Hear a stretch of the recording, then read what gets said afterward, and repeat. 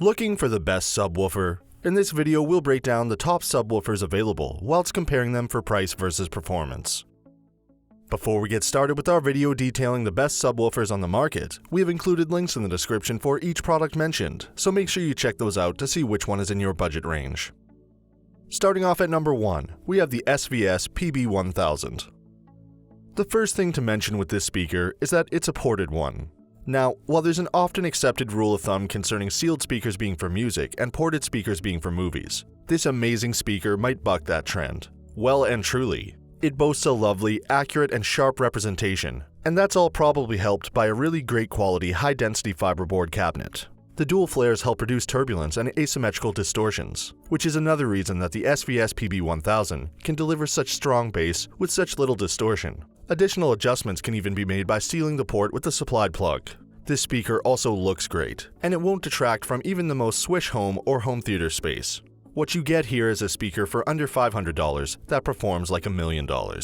It's astounding just how much clean bass output they've managed to engineer here. The SVS PB1000 will deliver you that movie theater sound at home, and for a great price.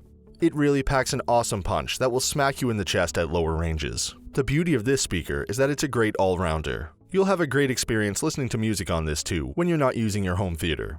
This speaker has a great output, 720 watts of peak power, produces amazing bass for both music and movie purposes, and it's not too steep on cost. It's extremely hard to look past the SVS PB1000 because what you're getting is exactly what you need, no matter what you want it for.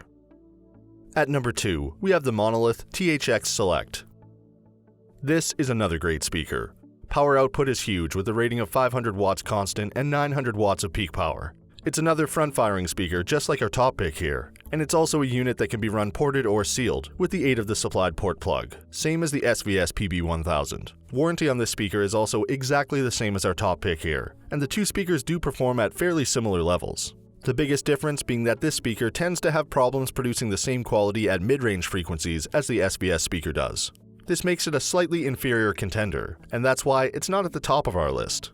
If you need the middle ranges to be at their best, then you're going to need to use the foam plug supplied with the Monolith THX Select to run it as a sealed unit. This will mean that you're going to lose some of the performance down at the lower ranges, so you're really going to have to make your decision here based on what sounds you want to run through this unit. To sum it up, this is a nice enough subwoofer, but it's just not the all-arounder that our top pick is. At number 3, we have the Klipsch R-115SW. Okay, we're moving way up the dollar scale with the Klipsch R-115SW. This is right at the top end of subwoofers under the $1,000 mark, and we're into luxury territory for this price range. This unit has a really nice power rating that runs at 400 watts of continuous power, peaking up at 800 watts, so you won't be short here. The frequency range is also good, and it'll take you down to sounds you can't hear at 18 Hz and up to 125 Hz. The cone is made from spun copper, which does look great, and you'll gather from the picture that this is a front-firing and ported speaker. You can even opt to go wireless with this model, because Klipsch can also supply the WA2 wireless subwoofer kit, although that's sold separately and will add more cost to what's already a pretty pricey package.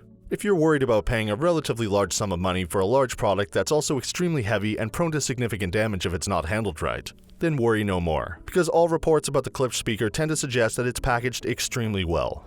In short, this is a nice speaker and it's been well received in both the way it delivers bass and the clean sound you get out of it. Lots of dollars required though, and this won't suit every buyer.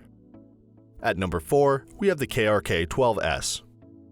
The KRK-12S V2 is a subwoofer designed and built more for the recording studio environment than anything else. It's engineered to be pretty bulletproof too, which will be a great asset in the rough and tumble world of late-night music sessions. What you get here is a well-made unit that's big on clarity. This speaker won't get you the extreme lower ranges of frequency as some other speakers, and only drops as low as 39 Hz, making it less ideal for home theater use in reality. It does get right up in the range quite high, however, and peaks out at an impressive 139 Hz. As far as recording artists and engineers go, this subwoofer has been received amazingly well, with most seemingly blown away. Let's hope not literally, by the power of bass this thing can push out without distortion occurring. For non-recording types, this might still be a good choice if all you want to do is annoy the neighbors or show off.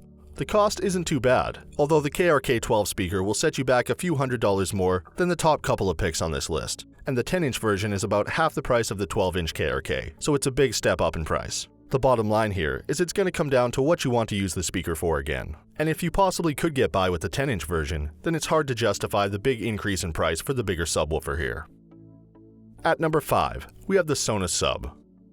It's going to be necessary at this point to introduce some of you readers out there to the whole new Sonos thing, as many will still not have heard of it or realize exactly what it is intended to be. We're leaving the world of more conventional and traditional speakers and technology here. Let's be clear about that. Sonos is a whole system that's designed to be a wireless setup for the whole home. It'll work with Alexa and loads of different streaming devices, as well as wirelessly connect to musical equipment.